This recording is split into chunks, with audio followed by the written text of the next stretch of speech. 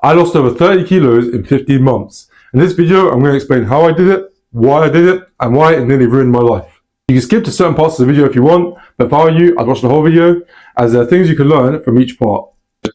So before we get into it, let's give some background. So I started in university in September 2019. I went to London School of Econ, or LSE, as some of you may know it, if you're from the UK. And that's actually where I stayed. There's no pictures of me in university. I didn't take any pictures. No, that's my hall. And I'm not lying. This is actually like the football team uniform. So I'm not lying. So hopefully you believe me. But throughout my first year, what I did is I ate everything I wanted. I was probably eating 6,000 calories a day. So we had like an all-you-can-eat at the end of the, I say for dinner, where you could eat what you wanted. Just take any food you wanted, just eat it. Times a week in the gym as well. I was playing competitive football for my university first team twice a week as well. If you know competitive football, very competitive, very like burns lots of calories, very taxing on the body. And I was playing 90 minutes pretty much every game, apart from a few games where I was dropped. And then also I was going out twice a week. Like, this is the only time in my life when I was going out regularly. It was first year. I didn't have been to a party before in my life before university. Yeah, let's just skip over it. I never did it again. But yeah. That's just a quick summary of my time at university. Then lockdown happened, March 2020. This was during my first year. Now, what happened during lockdown was I actually weighed myself for the first time in 2 years. So immediately I got home while I slept. And then the next day, stepped on the weighing scale because I wondered how much I weighed. And I felt I was really shocked to find out that I'd gone from 95 kg when I weighed myself during a medical appointment 2 years prior to 108 kg without me even realizing. I honestly thought I hadn't gained any weight. I honestly thought I was the exact same. Now, a lot of that would have been muscle as well because obviously I'd been training. I just like started the gym. But a lot of that also would have been fat from like the 6,000 calories a day I was eating as well. So I decided it's time for me to lose weight. Like, this is dangerous. I could get diabetes because diabetes is my family. So wait. The first time I intentionally lost weight. So I lost weight in the past when I was like 11 or 12, but that was due to my parents starving me. So I was kind of just doing it because they were forcing me to. But this is actually the first time I intentionally decided to lose weight. So I didn't really know how to actually go about doing so. So what did I decide to do? Intermittent fasting. For those of you that don't know, intermittent fasting is where you only eat during certain hours of the day. I wouldn't eat 6 p.m. Eat nothing till 6 p.m. After 6 p.m. I just eat whatever my mum made. Because the time window through which I could eat was so small, I was probably eating maybe 2,000 calories a day. And I was able to lose 8 kg in 8 weeks. And this is during COVID, during lockdown, when everyone was gaining weight. So it's, yeah, when I tell people I lost weight during COVID, it's pretty surprising.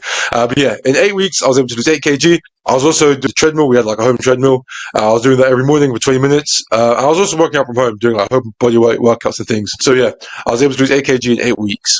Now, throughout that time, that 8 weeks, I was watching loads of videos. So before, I'd never had no idea of nutrition or anything. I just loved to train. Didn't know anything about training. Just trained for fun.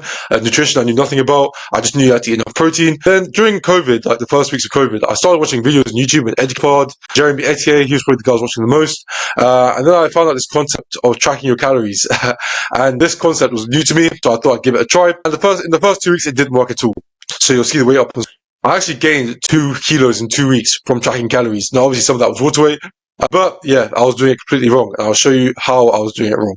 The reason I wasn't losing weight when tracking calories was because I wasn't weighing my food. I was just guessing the weight of the food, kind of just using like an eyeball test, really, which is, yeah, a big mistake. You should always weigh your food if you're going to track calories, otherwise you might as well just not do it. I didn't know the difference between dry weight and cooked weight. Now, yeah, this is a very big difference between dry and cooked weight, so you need to be very careful with that. For example, 100 grams of raw rice is not the same as 100 grams of cooked rice. 100 grams of raw rice has way more calories than 100 grams of cooked rice. So always keep that in mind if you are tracking calories. Another thing is, I didn't consider the calories in oils and sauces. Again, this was a real killer, a real eye opener for me. When I realized that the amount of calories that were in oil, and then the fact that my mom was just layering her food in oil. So yeah, that's another thing I didn't consider. And I didn't even track everything. So I was like having snacks here and there, thinking it didn't really matter. I was just like, for example, there'll be a pack of nuts. I'll just snack on them here and there, and that's why, yeah, I ended up gaining weight, even though I thought I should be losing weight because I was tracking calories. But then, yeah, I realized I was making these mistakes, and I started tracking calories properly. So I actually go into what I did do. Also, this is actually me recently. Again, there are no pictures of me back in this time, which is so unfortunate. But yeah, you just got to believe me. I have no reason to lie. That's what I actually changed. So I used my mom's weighing scale to weigh absolutely every piece of food I ate. And I say weighing scale, I mean kitchen scale. I mean, you guys know what I mean, because obviously you can't weigh food with a weighing scale. But yeah, to the point of obsession, I would weigh the seasoning. I'd weigh every little drop of sauce. I would weigh every little thing. Another thing I'd do is I stopped eating my mum's food. I started making my own food, which absolutely broke my mum's heart, but it had to be done. I had to lose weight. So that's another thing I did. But on the rare occasion where I would eat my mum's food, I actually watched how she cooked it. So I like pay close attention. I'd make sure she did not put any oil inside, or very little amounts of oil. And so if she put a bit of oil, I'd be like, Mum, what are you doing? And she'd be like, oh, it's just a bit. But yeah, that's how like crazy I got with it, and obsessed I got with it. I also stopped using oil in the food I used. I replaced it with oil spray. So yeah, that's a quick tip. If you guys didn't know, you can replace oil with oil spray. Oil spray has basically no calories compared to oil, which has loads of calories. So if you are trying to lose weight, replace your oil with oil spray. I also stopped consuming my favorite sauces, in particular mayo. Now, I used to love mayonnaise, like really do. And even to this day, I never consume it anymore because, yeah, it's just way too high in calories. And when I actually found out how many calories are in mayonnaise, that broke my heart because as I said, I did really love mayonnaise, but I just stopped eating it. I stopped snacking. That was pretty easy to stop, to be honest. And another thing is I never ate out. Now, this wasn't really big of an issue when it was COVID, but this is more of an issue after COVID, where I literally declined invitations from my friends to eat out because I didn't want to mess up my calories. You know what I mean? I didn't know how much calories was in food. Thankfully, nowadays in the UK, I mean, even back then, it was kind of applicable, but nowadays, it's actually the law for restaurants to have calories on their menu. So even if I was this obsessed now, it wouldn't be so much of an issue. But back then, not all restaurants had the calorie count. So yeah, if my friends invited me to eat out, I wouldn't even go. And yeah, period. I went down to, I think, 90 kg in like a few months, 5 months. It's going to be on the screen how much I actually lost and in the time frame I did it in. But yeah, I went down to 90 kilos. I got to 90 kilos in a couple of months based on this very heavy approach. Then the gym's actually opened bulk because yeah, I'd been researching and watching lots of videos. I knew I found what, looking back, bulking is a waste of time. I'm not going to go into this, but bulking is a waste of time for 90% of you watching this. But yeah, I decided to go in the bulk.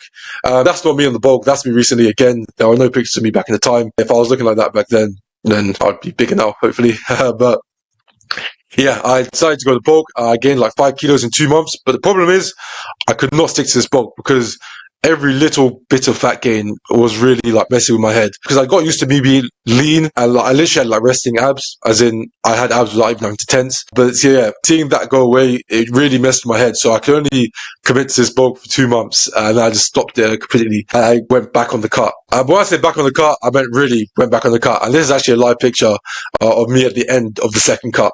So of the extreme calorie tracking I was doing, which I mentioned earlier, I was also adding in extra cardio because I actually realized that if you do extra cardio, you can sort of either eat more or burn fat or lose weight faster, if you know what I mean. So yeah, football was back, so I was playing competitive football, but then I would also cycle for 3 hours, like literally 3 hours if there was no football. I would go on my bike, cycle around central London. We have lots of cycle lanes around here.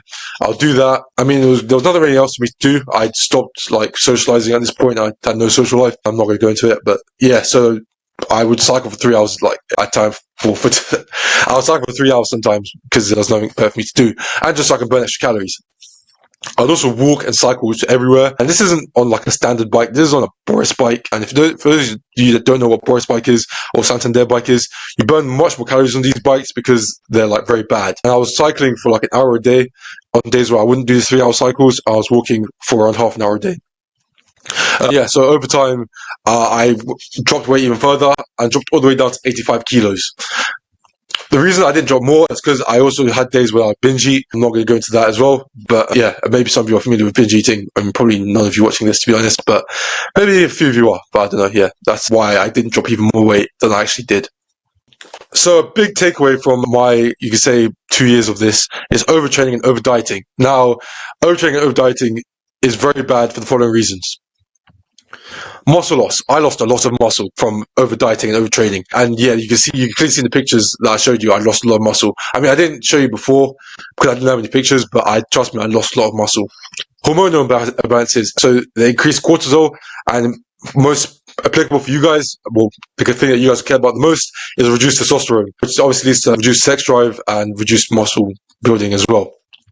Fatigue and burnout. I was like tired all the time. Like I'd wake up, I couldn't even be able to get out of bed. I was go to lectures, sleep in my lectures. Weakened immune system. I was getting ill all the time. I mean, I know it was around COVID that time as well, but yeah, I was just always like ill. Like my nose was always like runny, puffy, things like that.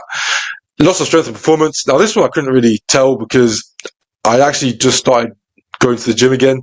So I couldn't tell if I'd lost strength really, to be honest. But one thing I do know is that I did not make any progress strength-wise. That is for a fact. I didn't make any progress strength-wise. So yeah, you see, make plateaus or regressions.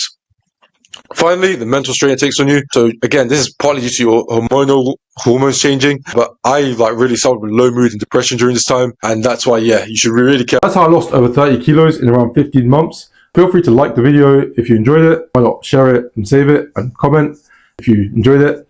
Why not also follow me for other fitness tips. Now, I mainly do shorts, but I'm also now going to commit to doing at least one long form video a week. But if you want to, I guess, get in shape, maybe build some muscle, lose some fat, why not follow my page, especially for my shorts. Also, if you're a shy, unconfident, or introverted person, which I was in the past and still am to some degree, I really want to help you, especially. So even though fitness is for everyone and anyone can follow my page, especially if you're like a shy, introverted, or unconfident person, you're kind of the person I want to help because that's who I was in the past. Especially if you're shy and unconfident, you why not give my page a follow. But apart from that, hope you have a great day and speak to you next time.